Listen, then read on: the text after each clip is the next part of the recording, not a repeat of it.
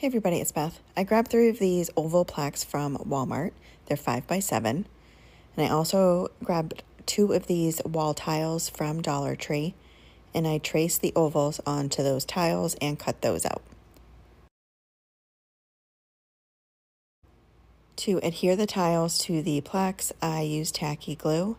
I just brushed it on one side of all 3 plaques and then placed down the tiles.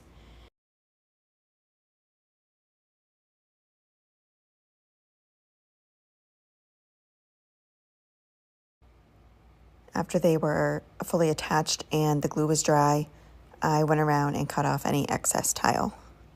I then took moss colored chalk paint by Waverly and painted 3 of those completely with 2 coats. And I also painted 2 of these wooden dice from Dollar Tree. I originally was only going to do 1, but ended up needing 2 of them. I then took Ivory color chalk paint by Waverly and dry brushed on a layer of that on top of the textured area. Just used a fan brush and kind of used the side of the brush to brush that on.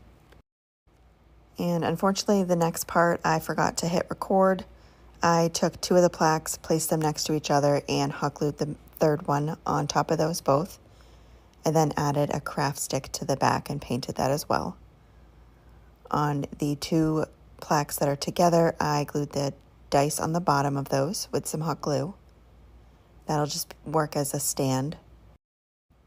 Next, I took some raffia and bunched it up, and then took another piece of the raffia and wrapped it around the center of that bunch and just tied it in a couple of knots. I then trimmed up the excess and kind of bunched it up on the edges. I hot glued that to the top of the center plaque, and then also took this stem piece that I got from Dollar Tree and hot glued that to the raffia. That is it for this project. Thank you so much for watching.